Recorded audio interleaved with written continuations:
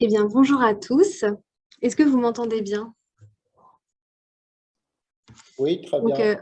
merci. Du coup, on se retrouve aujourd'hui pour une nouvelle édition des webinaires des métaspées en herbe. Aujourd'hui, donc, on accueille Naomi Kaminski, directrice scientifique de la start-up STH Biotech, fondée en 2021. Donc, elle va vous faire une présentation sur les métabolites spécialisés du cannabis et leurs différentes applications. Nous accueillons également Héloïse Magnac, son associée et également cofondatrice de STH Biotech, qui sera là pour répondre à vos questions. Je laisse donc la parole à Naomi.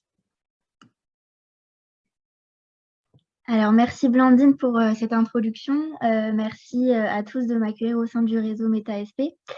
Alors, je vais partager mon écran. Hop. Est-ce que vous voyez bien mon écran? Oui, on voit bien. Ok. Alors, si tout le monde est prêt, je peux commencer. Ok. Alors, du coup, comme Blandine l'a dit, je m'appelle Naomi Kaminski. J'ai une formation d'ingénieur en biotechnologie. Je suis cofondatrice et directrice scientifique de STH Biotech. Alors, STH Biotech, c'est une start-up qui développe une nouvelle méthode de production pour les principes actifs du cannabis et qui vise à les valoriser sur les industries de la santé et du bien-être. Je développerai un peu plus notre activité en fin de présentation. D'abord, je vais vous parler des métabolites spécialisés du cannabis et de leurs applications. Alors, je vais commencer par des notions assez générales sur la plante de cannabis et ses métabolites spécialisés. Puis, je me concentrerai sur les applications de certains cannabinoïdes chez l'homme en essayant de vous présenter une vue globale des études qui ont été menées jusqu'à présent. Par la même occasion, je vais essayer de vous transmettre la passion que je porte pour cette plante sur laquelle je travaille depuis 2 ans. Alors, pour commencer, la plante de Cannabis sativa, c'est une plante de la famille des Cannabacées. Elle est originaire d'Asie centrale. On distingue globalement 2 familles de variétés. On va avoir des cultivars riches en fibres et pauvres, entre guillemets, en molécules actives, comme le THC. Le THC qui est considéré comme une molécule psychotrope. Et ces variétés, elles s'apparentent aux variétés de chanvre industrielles. On va aussi avoir des variétés plus riches en molécules actives, comme le THC, qui s'apparentent aux variétés de cannabis ou cannabis thérapeutique.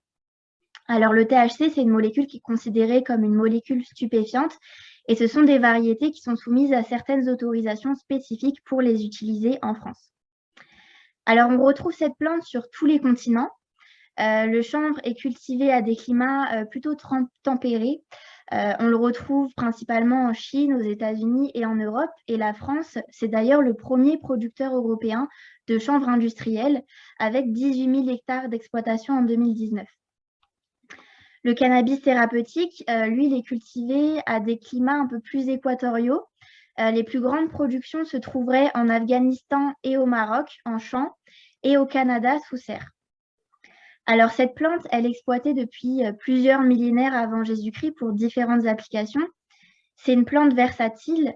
Les variétés de chanvre industrielles sont exploitées pour leurs fibres dans diverses industries, du textile, de la papeterie ou de la construction.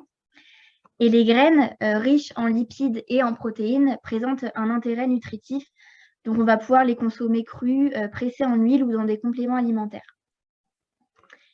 C'est une plante très résistante avec une bonne capacité d'absorption des métaux lourds.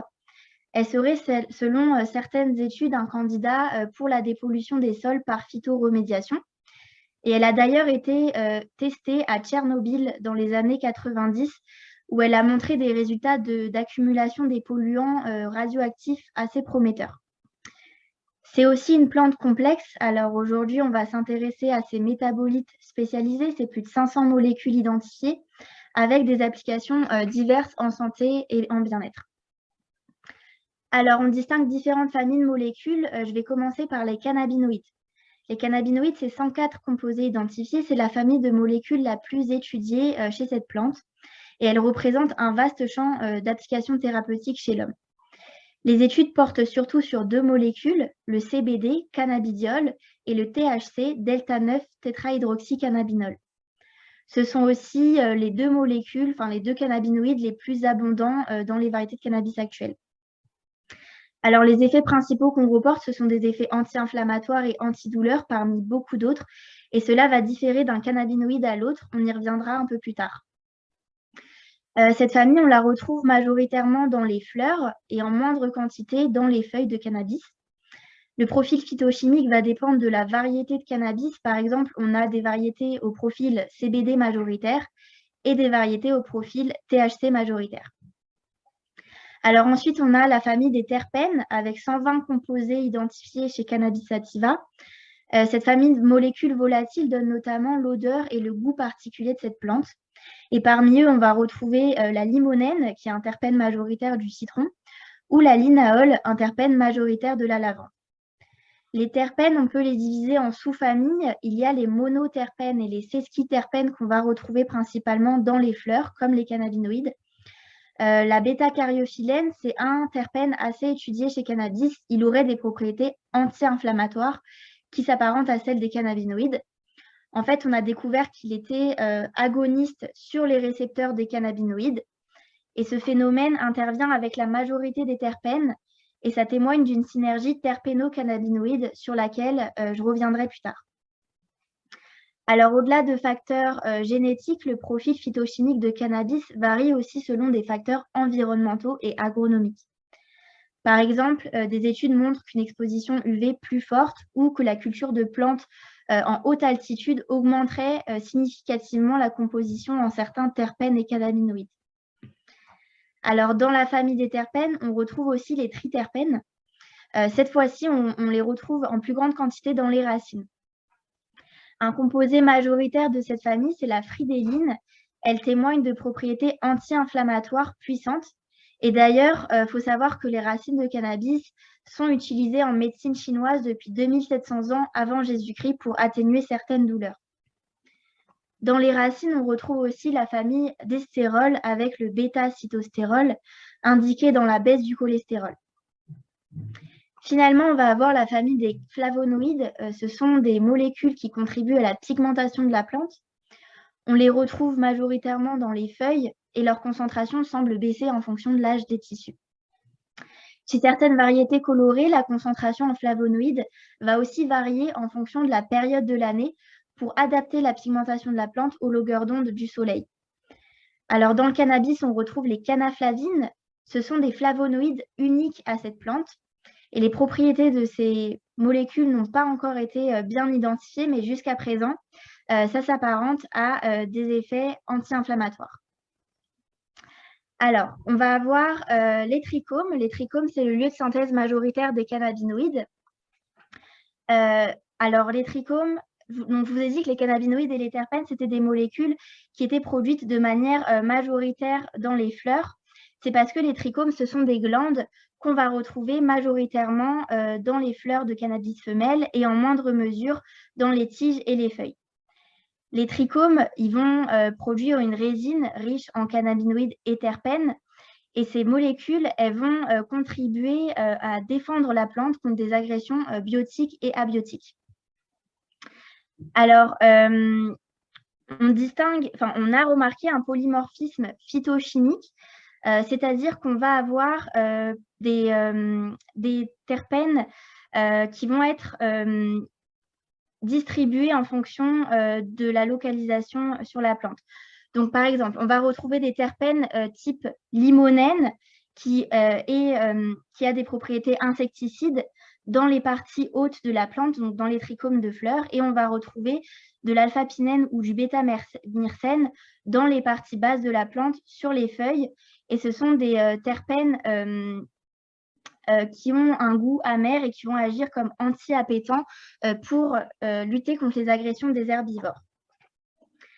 Alors, les trichomes, ils ont un rôle de rendre disponibles les molécules de défense pour lutter contre les agresseurs, mais ils ont aussi le rôle de protéger la plante de ces molécules qui pourraient lui être toxiques en les écartant des tissus. Alors, d'autres types de stress a été reporté pour la production de phytocannabinoïdes. Notamment, il y a des études qui montrent qu'une exposition UV accrue augmenterait la concentration en THC. Et ça peut témoigner d'une fonction UV protecteur du THC pour la plante. Alors, il y a un point de vigilance sur ce que je viens de dire parce qu'il y a plusieurs études scientifiques qui se contredisent et il y a un désaccord de la communauté scientifique à ce sujet-là. Un autre stress qui a été reporté, c'est le stress hydrique ou la sécheresse. Donc, dans cette étude de 2019, on voit une augmentation de plus de 10% des cannabinoïdes sous forme acide due à ce stress. Alors, ces mécanismes ne sont pas encore totalement bien connus. C'est important de continuer à les comprendre et grâce à ça, on pourra valoriser et produire mieux certaines molécules pour les valoriser de manière industrielle. Alors, dans l'étude précédente, j'ai parlé de THCA et de CBDA. Il s'agit des formes acides des cannabinoïdes. C'est sous cette forme-là qu'ils sont produits de manière naturelle dans la plante et ils vont se décarboxyler en forme neutre avec de la chaleur ou du temps ou de l'exposition à la lumière. Alors, pour l'instant, je parle beaucoup du CBD et du THC. Faut savoir qu'il y a beaucoup d'autres cannabinoïdes, on le verra plus tard. Un parent commun de ces cannabinoïdes, c'est le cannabigérol, donc CBG. Donc, par l'action d'enzymes, on aura une conversion du cannabigérol en THC, en CBD ou en CBC, cannabichromène. Et à partir de ces 3 cannabinoïdes majoritaires, on va pouvoir former d'autres cannabinoïdes. Alors, il y a le CBN, cannabinol, qui est un produit issu de l'oxydation du THC. Et on va avoir le cannabicyclol et le cannabielzoïne, qui sont des produits du CBD et du CBC qui vont se produire par des réactions photochimiques. Bon, alors tout ça, c'est de la biochimie. C'est important de le comprendre aussi pour pouvoir orienter la production d'une molécule pour leur valorisation industrielle. Alors maintenant, je vais m'intéresser aux propriétés thérapeutiques des cannabinoïdes chez l'homme. Les 2 cannabinoïdes les plus étudiés, c'est le THC avec plus de 10 000 publications, 340 essais cliniques, et le CBD avec 4 600 publications et 370 essais cliniques. Alors, comme vous pouvez le voir sur les graphiques PubMed, la recherche s'est vraiment accélérée ces dernières années. C'est vraiment un sujet actuel et il y a beaucoup de découvertes qui sont faites. Et les chiffres que je vous annonce aujourd'hui, ça ne sera pas les mêmes dans quelques mois parce qu'il y a une dizaine de publications qui sortent par jour. Alors, les premiers traitements avec ces cannabinoïdes, c'était des traitements avec du THC de synthèse. Donc, Nabilone, vendu sous le nom commercial Sésamé, et Dronabinol, vendu sous le nom Marinol. Ces médicaments, ils sont délivrés principalement aux États-Unis, au Canada, mais aussi dans certains pays européens comme le Royaume-Uni et l'Espagne. Ce sont des médicaments indiqués pour stimuler l'appétit, dans le traitement de l'anorexie par exemple, ou pour diminuer des effets secondaires associés à la chimiothérapie. Plus récemment, on a eu 2 médicaments à base d'extraits de plantes, Sativex avec un ratio THC-CBD 1 pour 1, qui est indiqué dans la réduction des raideurs musculaires liées à la sclérose en plaques, et Epidiolex avec un extrait de CBD issu de plantes qui est indiqué comme anti-épileptique. Alors, ces médicaments, ils sont délivrés dans plusieurs pays, dont la France, sous certaines conditions. On a un autre médicament, Canador, qui est à l'étude. C'est un ratio THC-CBD 2 pour 1 et c'est aussi un extrait de plante. Et là, il serait indiqué dans la gestion des douleurs neuropathiques et la réduction des raideurs musculaires. Une autre forme de traitement au cannabis, c'est aussi les fleurs brutes à fumer ou à vaporiser. Alors là, je vous ai mis l'exemple de Bedrocan. Bedrocan, ils ont développé 5 variétés de fleurs avec des profils terpénocannabinoïdes contrôlés. Et on va prendre ces traitements pour gérer des douleurs neuropathiques ou d'autres indications en fonction du profil qu'on aura. C'est un médicament qui est en vente libre dans les pharmacies, pas en vente libre, il est délivré dans les pharmacies aux Pays-Bas et en Allemagne. Et on retrouve aussi ce type de traitement plus largement aux États-Unis et au Canada. Alors, avec des types de traitements comme des fleurs ou des extraits complets, on peut se poser la question de la reproductibilité des traitements. Est-ce qu'on contrôle vraiment toutes les molécules ? Est-ce que dans les molécules qu'on ne contrôle pas, il n'y a pas une molécule en concentration minime qui aura une activité? Et donc, si on ne la contrôle pas à chaque batch de production, l'activité pourra être différente d'un lot de médicaments à un autre. C'est vrai que dans les traitements pharmaceutiques, on a plutôt l'habitude d'avoir une ou deux molécules qu'on connaît bien, on a compris les mécanismes d'action, on connaît les interactions et on connaît les effets secondaires. Pour les traitements extraits de plantes et les fleurs, c'est un peu différent. En fait, pour cannabis, on a un peu fonctionné de manière empirique, c'est-à-dire qu'on a constaté des effets par la consommation de cette plante qu'on consomme depuis des millénaires. On a voulu en faire des traitements et petit à petit, on commence à en connaître les mécanismes. Alors, c'est vraiment important de continuer la recherche sur ces mécanismes et de mieux comprendre quels seront les effets secondaires de ces médicaments et de les connaître. Alors, pour ouvrir aux autres cannabinoïdes, les autres cannabinoïdes sont produits dans la plante en plus petite quantité, mais certains témoignent d'effets intéressants. Alors, le CBN, c'est le cannabinol, du coup, c'est le produit de dégradation du THC. Il a fait l'objet de 6 essais cliniques, notamment dans le cas de la réduction des vomissements et des nausées post-opératoires. On a aussi le CBG, qui est le parent commun des cannabinoïdes. Lui, il a été testé cliniquement comme stimulateur de l'appétit. On va avoir la cannabidivarine CBDV, qui a été testée cliniquement dans des cas d'autisme pour atténuer les états anxieux. Et on a le THCV, qui est un psychotrope au même titre que le THC. Ce qui est intéressant avec le THCV, c'est qu'il va agir en antagoniste du THC. Donc, antagoniste, ça veut dire qu'il va supprimer certains effets du THC. Et notamment, alors que le THC est utilisé comme stimulateur de l'appétit, le THCV, lui, aura pour activité de réduire la sensation de faim. Et ça peut être une molécule prometteuse dans le traitement de l'obésité. Et c'est déjà une molécule qui a été testée sur des modèles animaux in vivo.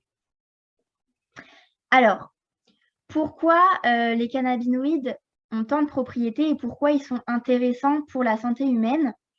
Il faut savoir que nous, on produit naturellement des cannabinoïdes endogènes, par exemple l'anandamide ou l'arachidone glycérol. Ces cannabinoïdes endogènes, ils vont agir avec un réseau de récepteurs qui est présent presque partout dans notre corps. Ce réseau de récepteurs, on l'appelle le système endocannabinoïde. Il agit pour réguler l'homéostasie dans notre corps, donc par exemple la température, le pH ou le rythme cardiaque. C'est aussi un réseau qui va agir dans la coordination motrice, la neuroprotection, la sensation de faim ou le système immunitaire parmi d'autres effets. Alors les phytocannabinoïdes, finalement, ils vont mimer les effets des endocannabinoïdes et agir sur ce système endocannabinoïde. Alors, une mauvaise régulation du système endocannabinoïde, ça peut engendrer des déséquilibres. Par exemple, on a constaté dans des maladies, enfin pas des maladies, mais dans des cas d'obésité ou des maladies inflammatoires auto-immunes ou neurologiques, des concentrations en endocannabinoïdes trop basses ou trop hautes. Alors, le pionnier dans ce domaine, c'est le chimiste israélien Raphaël Mechoulam. Et le système endocannabinoïde, il a été découvert en 1988 chez le rat. Donc, c'est assez récent. Depuis, ça a intéressé beaucoup de scientifiques et il y a plus de 6800 publications qui sont disponibles à ce sujet. Alors, le système endocannabinoïde, il est composé de deux récepteurs majoritaires, le CB1 et le CB2. C'est des récepteurs qui sont présents sur presque toutes les cellules de notre corps. On va retrouver le CB1 principalement au niveau du système nerveux central, mais on le retrouve aussi au niveau des terminaisons nerveuses périphériques, dans les poumons, le foie, le cœur et d'autres organes. Le CB2, lui, on va le retrouver principalement sur les cellules immunitaires, mais on va aussi le retrouver dans des organes comme le côlon, la rate ou la peau. Alors, récemment, on s'est aperçu que ce réseau était bien plus étendu. On l'appelle endocannabinoïdome ou système endocannabinoïde étendu et il fait intervenir plus de 20 récepteurs et enzymes, mais aussi des canaux calciques et des canaux transmembranaires et plusieurs ligands. Donc, c'est un réseau assez complexe et ça ouvre encore plus le champ d'application des cannabinoïdes chez l'homme. Alors, comment agissent les phytocannabinoïdes sur ce réseau? Donc là, pour l'instant, je vais rester sur les cannabinoïdes majoritaires et les récepteurs majoritaires. Alors, pour commencer par le THC, on dit que le THC est un agoniste non sélectif et partiel des récepteurs CB1 et CB2. Ça veut dire qu'il se liera et activera les deux récepteurs de manière partielle. Par contre, on voit qu'il y a une plus forte affinité du THC sur les récepteurs CB1. Récepteurs CB1 qui, je le rappelle, sont localisés au niveau du système nerveux central pour la plus grande majorité. Et c'est à cette activation préférentielle pour le CB1 qu'on lui attribue ses propriétés analgésiques, antidouleurs et antispastiques qui sont des symptômes de maladies neurodégénératives comme la sclérose en plaques. Mais c'est aussi à cette liaison préférentielle pour le CB1 qu'on lui attribue ses effets psychotropes. Donc, ça va pouvoir être des effets d'euphorie, de relaxation intense ou d'anxiété qu'on attribue au THC. Alors, même si le THC se lie préférentiellement au CB1, il reste un agoniste partiel. Ça veut dire qu'il va provoquer une réponse partielle. Donc, il y a des scientifiques qui ont voulu recréer des cannabinoïdes de synthèse avec une affinité complète pour le CB1. Et ça a causé de puissants effets psychotropes dans certains cas et ça a même été dangereux dans certains cas. Donc, en 2015, il y a eu le scandale Spice, qui était un cannabinoïde de synthèse pulvérisé sur les fleurs à fumer aux États-Unis et ça a envoyé plusieurs personnes à l'hôpital. Alors, le THC naturel, avec son affinité partielle, il aura une réponse atténuée sur le récepteur CB1 et finalement, la nature est bien faite. Pour le CBD, on dit qu'il est un agoniste inverse du CB2. Ça veut dire qu'il va se lier au CB2, l'activer mais provoquer une réponse inverse que sa réponse normale. Alors, quand le CBD se liera au CB2 qui est localisé sur les cellules du système immunitaire, la réponse, ça sera une réduction des cytokines pro-inflammatoires et donc une réduction de la réaction inflammatoire. Cette réduction de la réaction inflammatoire, elle aura aussi pour cause de réduire les douleurs liées à cette inflammation. Alors, je vous laisse imaginer le champ d'application très large dans des maladies inflammatoires chroniques. Par exemple, on pourrait utiliser le CBD pour des cas d'endométriose ou de polyarthrite articulaire. Sur le CB1, le CBD va avoir une activité de modulateur allostérique négatif. Donc, ça veut dire qu'il va se lier au CB1, mais il ne va pas l'activer. En fait, il va seulement gêner d'autres molécules de se lier à ce récepteur. Et c'est à ça qu'on lui attribue des effets anti-effets secondaires du THC, puisque en se liant au CB1, il va empêcher le THC de se lier à son récepteur. Alors, si j'étends les activités à l'endocannabinoïdome, donc le système endocannabinoïde étendu, on voit que les réactions sont bien plus complexes. Alors, on va avoir une activité anti-inflammatoire du cannabidiol par une interaction indirecte avec des récepteurs qui sont impliqués dans la migration des cellules immunitaires sur le site inflammé. Et ça va participer aussi à réduire l'inflammation. L'activité anticonvulsive du CBD qu'on retrouve dans Epidiolex, elle est liée à une diminution du calcium intracellulaire via l'interaction du cannabidiol avec un récepteur transmembranaire. Alors, ce mécanisme, il n'est pas encore très bien compris, mais ça serait vraiment une accumulation de calcium intracellulaire qui est mal régulée par ce type de récepteur, qui serait la cause d'une excitation neuronale qui cause les crises d'épilepsie. Donc, avec cette action, le CBD réduit l'excitation neuronale et atténue les crises. Ce récepteur, il est aussi impliqué dans la gestion de la douleur neuropathique. Donc, en ayant une interaction avec ce récepteur, le CBD va aussi agir sur ça. Et on a aussi une activité du CBD avec les récepteurs aux opioïdes qui sont aussi impliqués dans ces mécanismes. Le CBD, il a aussi une activité avec le complexe mitochondrial via sa fonction résorcinol. Donc là, il va participer à réduire les ROS, donc les espèces réactives oxygénées, qui, en trop grande quantité, cause des stress oxydatifs. Le CBD, il a aussi des interactions avec le récepteur 5-HT1A, c'est le récepteur à la sérotonine, et il va activer la même voie que la sérotonine et donc être impliqué dans des mécanismes anxiolytiques. Bon, alors ces mécanismes sont assez complexes. Je ne vais pas entrer dans le détail de tous les mécanismes, mais vous pouvez voir à quel point le champ d'application du CBD est large. Ce champ d'application, il est aussi large pour d'autres cannabinoïdes. C'est à mieux étudier pour les autres cannabinoïdes. Et ces cannabinoïdes-là, ils auront des affinités différentes avec tout ce système-là. Cette activité, elle est aussi dosage dépendante. On ne va pas avoir la même activation des récepteurs en fonction des dosages et c'est important de comprendre ces dosages pour avoir une réaction plus sélective. Ces interactions, elles vont aussi être dépendantes de l'effet d'entourage d'autres molécules. Alors, on peut distinguer deux effets d'entourage. Il y a l'effet d'entourage des endocannabinoïdes, donc les phytocannabinoïdes avec les endocannabinoïdes qu'on produit déjà. Et il y a l'effet d'entourage entre les différentes molécules du cannabis, donc cannabinoïdes, terpènes et flavonoïdes, dans le cas où on prend un extrait complet ou une fleur.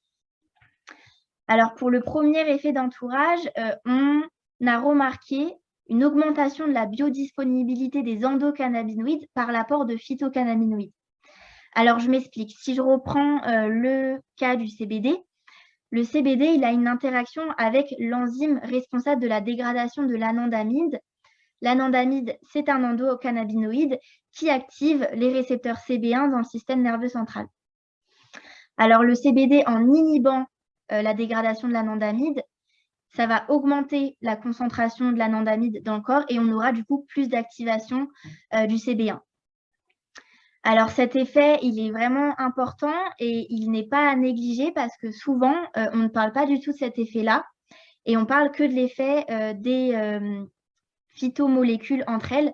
Mais c'est vraiment un effet important à comprendre pour mieux comprendre ces mécanismes d'action et les effets secondaires potentiels qu'on pourrait avoir par l'apport d'un cannabinoïde.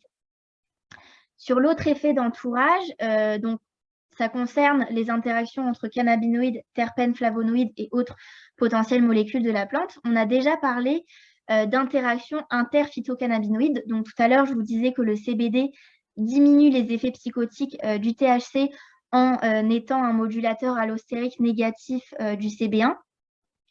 Ça se confirme par des études in vivo. Donc, 10 mg de THC cause en général 40% d'effets psychotiques. Dans Sativex, on a 48 mg de THC, donc presque 5 fois plus, et quasiment autant de CBD. Et là, on a remarqué que 2% des patients qui développaient des effets psychotiques indésirables. Donc ça, c'est une belle démonstration de l'effet d'entourage interphytocannabinoïde. On va aussi avoir un effet d'entourage terpénocannabinoïde. Donc, le psychopharmacologue Ethan Rousseau a publié en 2011 une review qui tente de montrer les effets des terpènes et des cannabinoïdes. Il faut savoir que c'est des mécanismes encore peu connus, mais les effets qui ont été présentés, c'est par exemple la limonène qui a aussi une interaction avec le récepteur 5-HT1A, le récepteur à la sérotonine, et il pourrait du coup agir avec le CBD dans des mécanismes anxiolytiques. On a aussi l'alpha-pinène et le bêta-myrcène qui agissent sur des processus anti-inflammatoires via l'interaction avec d'autres récepteurs PGE. Et donc, ça potentialiserait l'effet anti-inflammatoire du CBD. Plus tard, on a vérifié aussi l'efficacité d'extraits complets versus des molécules isolées. Donc, si je reprends l'exemple de l'activité anti-épileptique du CBD, on a remarqué dans plusieurs études que l'extrait complet avait plus d'efficacité que la molécule isolée. Donc, en moyenne, on a remarqué 71% d'efficacité avec un extrait complet contre 46% avec une molécule isolée. Ces mécanismes, ils restent à préciser, donc on ne les comprend pas bien. Comme je le disais tout à l'heure, c'est vraiment de manière empirique qu'on remarque qu'un extrait complet va être plus efficace qu'une molécule isolée. On commence petit à petit à les comprendre, mais il y a vraiment plus de recherches à faire à ce sujet et plus d'études cliniques in vivo aussi à faire. Alors, une autre application dont je voulais vous parler, c'était l'activité antimicrobienne des cannabinoïdes. Donc, cette activité, elle est directement liée à la fonction principale des cannabinoïdes, qui est molécule de défense de la plante. Donc, on a remarqué que plusieurs cannabinoïdes et plusieurs terpènes avaient des activités antifongiques et antibactériennes.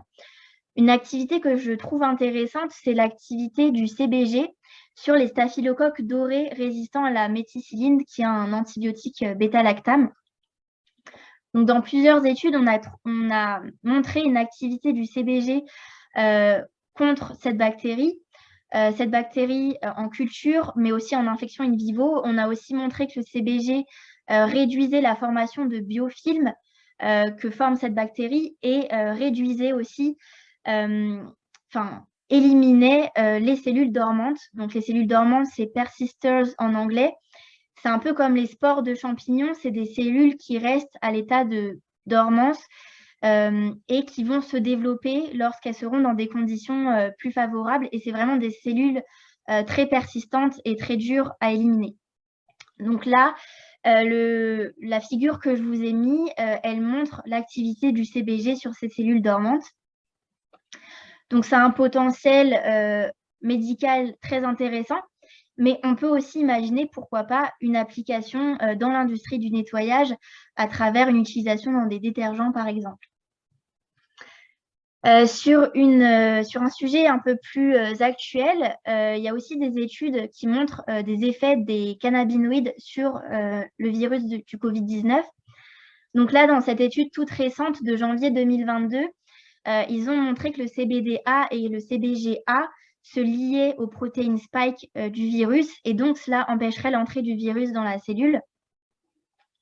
Donc c'est une activité hyper intéressante, mais il y a plus de recherches à faire pour confirmer cette activité.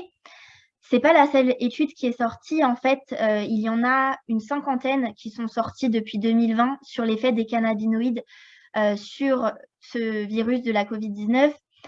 C'était des publications qui avaient qui présentaient un autre mécanisme. Par exemple, on a des études qui montraient l'intérêt des cannabinoïdes dans la réduction de l'inflammation des voies respiratoires pendant l'infection, ou on a d'autres études qui montrent une potentielle inhibition de la réplication du virus par les cannabinoïdes. Toutes ces recherches et ces études, elles sont à confirmer par des essais in vivo. Et si vraiment le CBDA et le CBGA auraient cette activité qui est montrée dans l'article, ça va être un challenge de les rendre biodisponibles sous cette forme acide dans le corps. Alors, pour ouvrir à d'autres applications, en France, on distingue l'industrie du bien-être, où on utilise principalement le CBD, et l'industrie du thérapeutique, de la santé, qui laisse la place aux cannabinoïdes psychotropes comme le THC. Alors, sur le marché du bien-être, avec le CBD, on peut avoir des applications en cosmétique. Là, les effets qui seront intéressants, ça sera l'activité antioxydante, voire anti-inflammatoire. Mais attention quand même, parce qu'en cosmétique, on reste sur de la peau saine et on reste sur des activités qui ne dépassent pas l'épiderme. Donc, si on passe la barrière du médical en dermo-cosmétique ou en dermatologie, avec des concentrations plus importantes en cannabidiol, on pourrait avoir des effets anti-inflammatoires intéressants sur des cas de dermatite atopique ou de psoriasis. Et il y a aussi l'effet antimicrobien du CBD qui serait très intéressant pour le traitement de l'acné. Alors, sur d'autres industries, l'industrie de la nutraceutique, on peut avoir des débouchés avec les cannabinoïdes. Donc, la nutraceutique, ça renferme les compléments alimentaires et les huiles à ingérer. Là, l'effet qui sera recherché, ça sera un effet anti-stress et relaxant. Pareil sur l'industrie des e-liquides, ça sera cet effet-là qu'on recherche. Par contre, le CBD est soumis à la réglementation Novel Food. Ça veut dire qu'on ne peut pas l'utiliser de manière libre dans des produits alimentaires. Alors, je ne suis pas experte du sujet de la réglementation et je ne m'aventurerai pas trop sur ce terrain-là. Ce que je sais, c'est qu'il y a une étude toxicologique qui est menée auprès de l'EFSA pour déterminer si le CBD sera accepté dans des produits alimentaires. Il faut savoir qu'on retrouve déjà en vente libre des huiles au CBD à ingérer. Mais voilà, on aura plus de précisions en 2022 sur cette question-là. Alors, ce qui s'applique au bien-être et à la santé humaine, ça s'applique aussi au bien-être et à la santé des animaux. Donc, on a déjà des produits bien-être au CBD pour les animaux, mais pas encore de traitement vétérinaire. Par contre, quelque chose qu'on a remarqué chez les animaux, c'est, bon, comme on peut l'avoir chez l'homme avec les allergies aux, les huiles essentielles, qui sont composées essentiellement de terpènes, on a des très fortes réactions des animaux aux terpènes. Donc, si on est sur du bien-être animal, on restera sur des produits sans terpènes. Sur le domaine pharmaceutique, la NSM mène depuis 2020 une expérimentation sur le cannabis thérapeutique en France. Donc, la NSM, c'est l'Agence nationale de la santé et du médicament. Cette expérimentation, elle a pour but de rassembler 3000 patients sur 5 aires thérapeutiques. Donc, parmi ces aires-là, on a la gestion des douleurs neuropathiques, on va avoir les situations palliatives, les cas d'épilepsie ou la gestion des maladies neurodégénératives qui impliquent des raideurs musculaires. Et on va aussi avoir tout ce qui est effets secondaires liés au cancer et à la chimiothérapie. Le but, c'est de délivrer à ces patients des extraits de cannabis avec des ratios THC-CBD et des fleurs aussi à inhaler, en vaporisateur, qui seront différents d'un patient à l'autre selon les indications.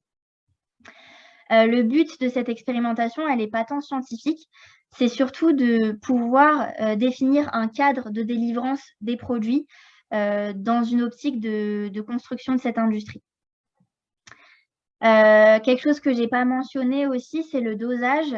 Aujourd'hui, on retrouve des huiles dosées à 20% en cannabinoïdes. On est quand même sur des molécules actives, même si le CBD n'est pas considéré psychotrope.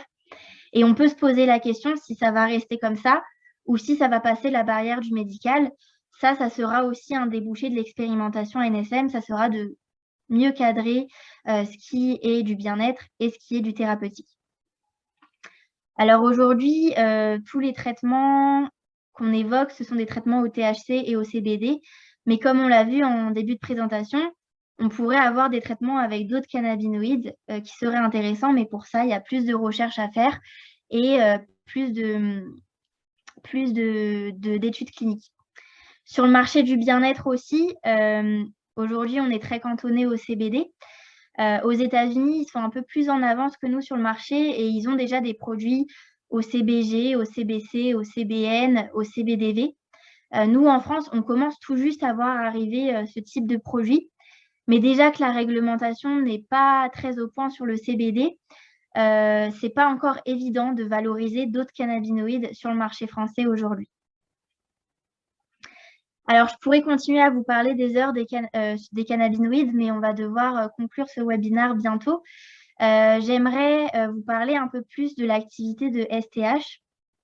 Alors, STH, on est une entreprise de biotechnologie végétale, on est en phase R&D. On est créé depuis septembre 2021, donc c'est assez récent, mais on a commencé ce projet-là depuis février 2020. Alors nous, notre but, c'est de développer une nouvelle méthode de production des principes actifs du cannabis pour les valoriser sur les industries du bien-être et de la santé. Cette méthode, c'est une méthode de biotechnologie végétale qui s'apparente à de la culture de biomasse végétale in vitro. Nous, notre travail, ça va être d'essayer d'influer la production de telle ou telle molécule par des outils biotechnologiques. Donc, ça peut être de la modulation d'expression de gènes ou de voies de biosynthèse. Et on s'appuie aussi sur des techniques d'ingénierie métabolique et des outils bioinformatiques. Alors, je rentrerai pas plus dans les détails sur notre activité parce qu'on est en projet R&D, c'est un projet R&D en cours. Par contre, je serais ravie d'en parler avec d'autres personnes qui seraient intéressées de travailler avec nous. On pourrait en parler plus tard en privé. Par contre, je peux vous en dire un peu plus sur nos objectifs de développement. Donc, nous, notre premier objectif, c'est de valoriser un extrait de cannabis. Donc, aujourd'hui, on travaille sur un extrait qui aurait des propriétés anti-inflammatoires. Et on aimerait valoriser cet extrait dans un premier temps sur le marché de la dermocosmétique, mais ce n'est pas encore forcément fixé. Notre objectif à plus long terme, c'est d'être une plateforme de production versatile, donc versatile comme le cannabis, et de produire d'autres types d'extraits avec des principes actifs du cannabis pour d'autres applications. Notre objectif ultime, ça serait un co-développement avec un laboratoire pharmaceutique pour développer un traitement ou au moins participer à des essais cliniques. Nos objectifs de production, c'est de garantir un extrait reproductible. Alors ça, c'est un problème qu'on rencontre beaucoup sur l'industrie du cannabis. La plante de cannabis, c'est une plante très variable et elle répond fortement aux interactions avec son environnement. Donc, il y a des processus de production comme la culture indoor qui tentent de contrôler ce phénomène, mais on a encore beaucoup de pertes. Donc, c'est 2 lots de cannabis médical sur 5 qui sont perdus à cause de variabilité entre les différents batchs. Donc, nous, en étant sur de la culture in vitro, on va apporter un niveau de contrôle supplémentaire et une capacité à être reproductible. Un autre problème qu'on rencontre sur l'industrie du cannabis, c'est le problème des contaminations fongiques. Donc ça, pareil, il y a des processus qui essayent de l'éviter, comme la robotisation des cultures. Mais c'est quand même un problème qui est encore très présent.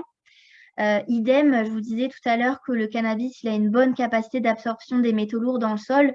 Donc, on va retrouver encore des produits avec des pesticides et des métaux lourds.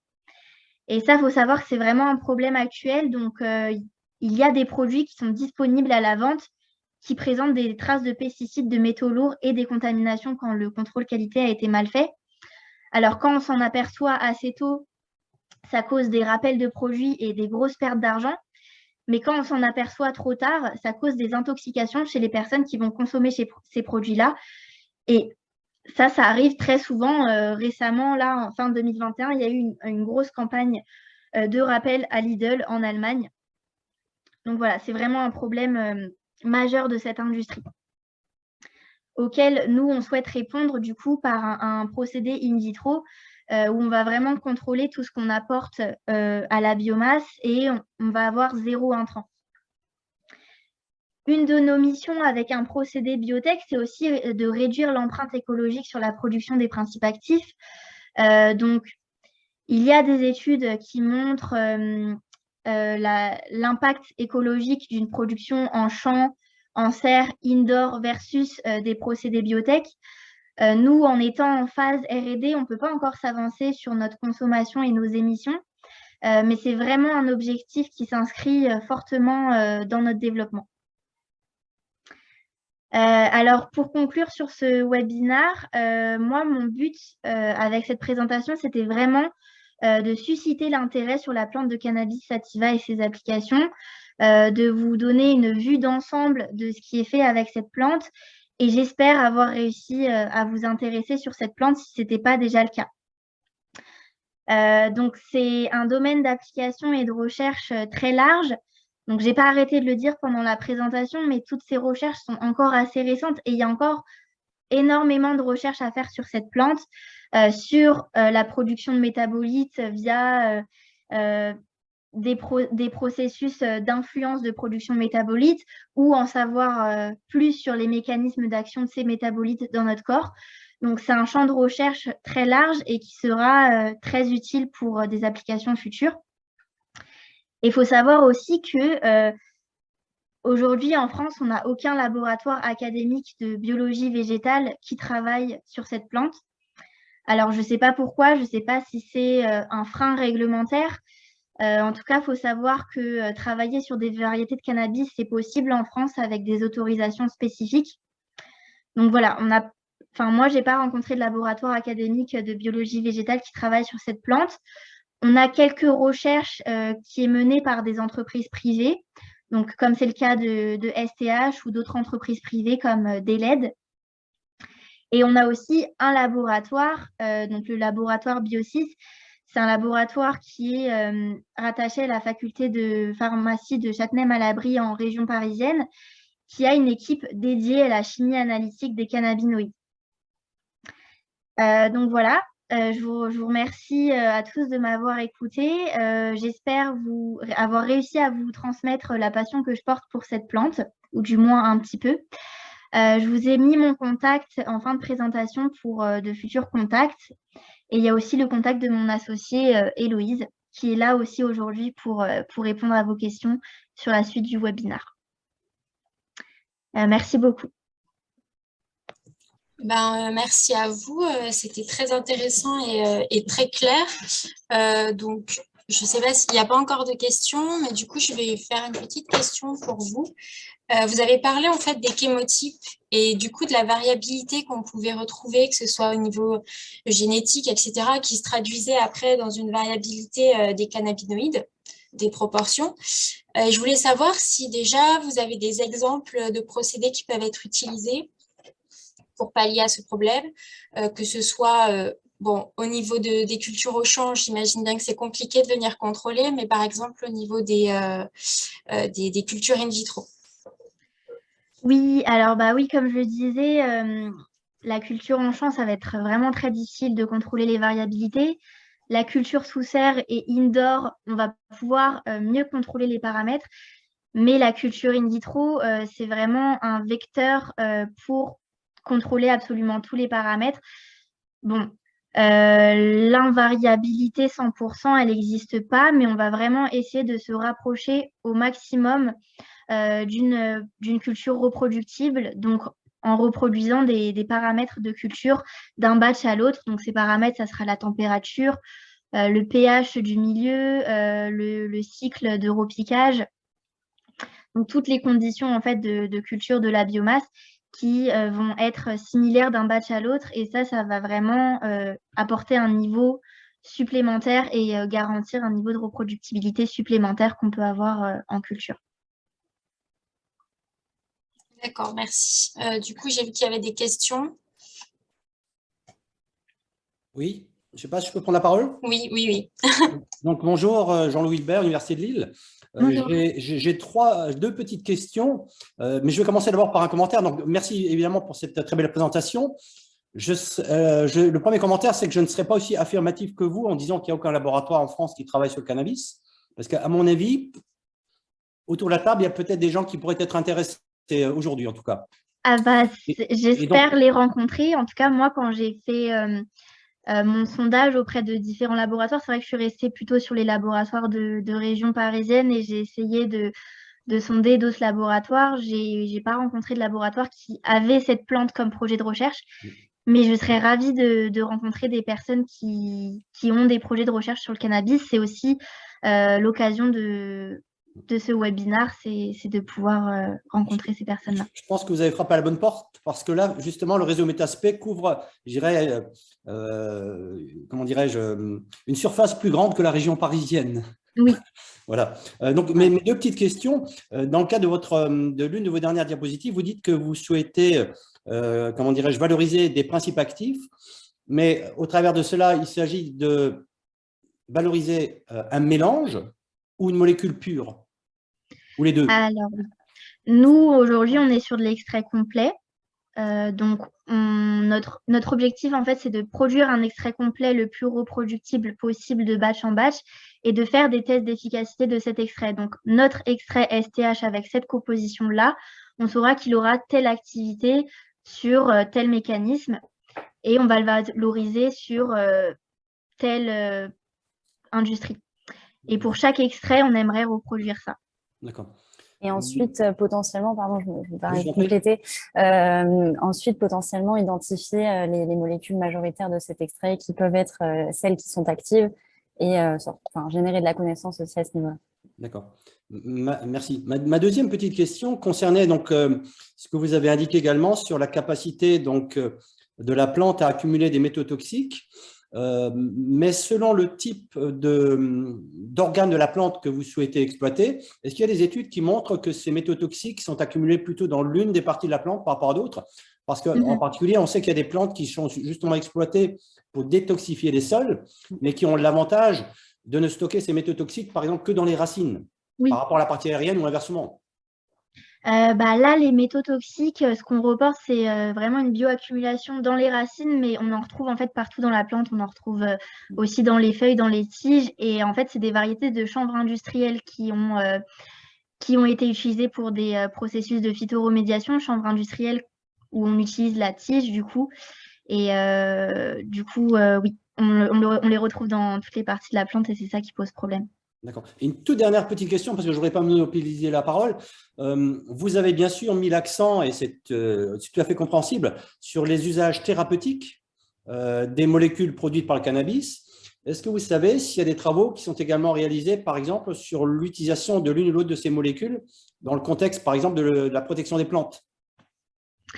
Alors, j'ai pas vu de travaux. Il n'est pas le même marché, évidemment. Hein. Oui, tout à fait. J'ai pas vu de travaux sur ça, mais je pense que ça serait hyper pertinent parce que les terpènes et les cannabinoïdes, ça a des activités antifongiques, antibactériennes. J'en ai pas vu passer. C'est peut-être aussi moi qui n'ai pas fait les recherches adéquates parce que c'est pas la partie sur laquelle je me suis intéressée le plus. Donc, il y en a peut-être. Je sais pas. En tout cas, j'en ai pas vu. Merci à vous. Merci beaucoup. Si vous voulez, Eric, vous pouvez prendre la parole. Vous avez la main levée. Bonjour Naomi. Bonjour. Oui, on s'est déjà rencontrés. J'avais quand même une petite interrogation. C'est concernant la partie de développement in vitro. Typiquement ici avec une plante qui produit des métabolites dans des organes très différenciés, en particulier les trichomes au niveau de la fleur. Il y a quand même une limite avec la culture in vitro, c'est qu'en général, on reste sur des plantules qui ne vont pas jusqu'à la floraison. Donc, je me posais un petit peu la question de la validation complète de l'in vitro par rapport à l'utilisation de la plante entière.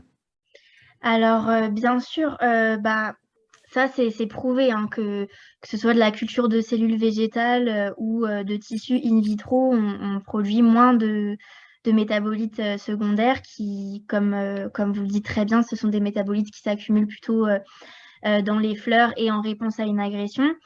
Il y a quand même des entreprises qui travaillent sur cet aspect-là. On a BioHarvest, qui est une entreprise israélienne qui travaille sur de la culture de cellules végétales. Et alors que la culture de cellules végétales a été reportée comme étant vraiment très peu prometteuse pour la production de cannabinoïdes, eux, ils ont réussi à en produire.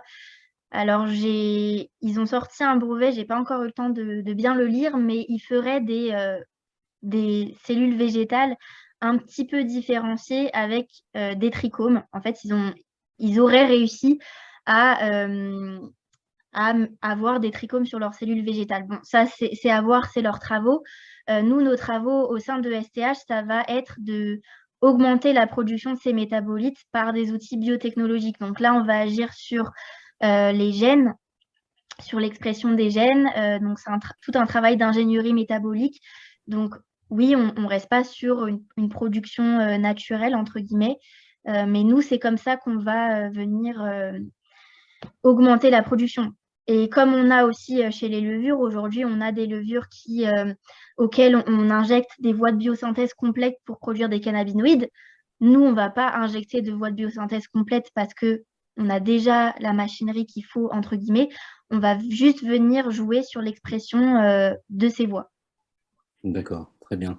Bon, c'est effectivement intéressant de voir qu'il peut y avoir des possibilités de partir un petit peu sur la différenciation qui, à mon sens, ça s'avère nécessaire. J'aurais une deuxième question, cette fois un petit peu moins scientifique, mais plus pour l'aspect bien-être. Donc, à l'heure actuelle, on sait qu'on rencontre, je vois même à Reims, dans toutes les rues maintenant, il y a une boutique de vente de CBD. Quelle est la forme qui semblerait la plus intéressante à être utilisée pour les aspects anti-inflammatoires?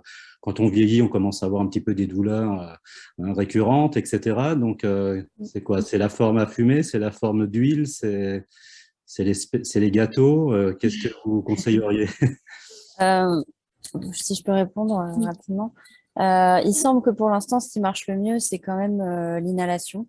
Donc, quelque chose qui va rentrer très vite dans l'organisme et assez chargé en CBD. Et c'est ce qu'on retrouve aujourd'hui. On le retrouve souvent sous forme d'extrait de CBD sous forme d'huile à ingérer. Mais pour quelque chose de plus efficace, aujourd'hui, ce qui marche le mieux, c'est l'inhalation. Donc, soit des liquides à vapoter ou de la fleur. Mais je voulais rajouter aussi quelque chose par rapport aux métabolites qu'on va rechercher dans nos extraits. Aujourd'hui, c'est vrai que l'in vitro ne va pas permettre de faire beaucoup de métabolites secondaires, notamment des cannabinoïdes qui sont très spécifiques aux fleurs. Mais il y a d'autres métabolites qui sont très intéressants dans le cannabis et qui vont pouvoir être valorisés dans des extraits complets avec une activité prouvée et sur la production de molécules très spécifiques, notamment pour la pharmacie. Là, il y aura besoin d'un boost métabolique ou génétique. Mais il y a vraiment deux choses différentes. Il y a l'extrait complet qu'on va pouvoir valoriser sur des propriétés objectivées et des molécules qu'on va pouvoir produire par ingénierie génétique très pures qui seront plus adressées à la pharma. Donc, il y a deux stratégies aussi qui peuvent être employées. Et pour compléter sur la deuxième question d'Éric, en fait, les retours qu'on a de l'expérimentation médicale de l'ANSM aujourd'hui, c'est que la fleur à inhaler, ça va avoir une réponse très rapide, très forte pour des douleurs aiguës, mais elle ne va pas durer dans le temps. Et en revanche, la prise d'huile, on va avoir une réponse un peu plus lente, c'est le temps d'assimiler les molécules, mais c'est une réponse qui va durer dans le temps. Donc en fait, quand on a une crise aiguë, on recommande une fleur à inhaler. Mais quand on a une douleur chronique qui dure dans le temps, on recommande plutôt les huiles. D'accord, merci. Et après, oui, c'est dosage dépendant, etc. Et c'est ouais. Merci beaucoup pour ces précisions. Merci. Du coup, maintenant, il reste 2 questions. Donc, si vous voulez, Michel Arnaud, vous pouvez prendre la parole. Oui, merci. Alors, merci pour la présentation qui était vraiment très intéressante.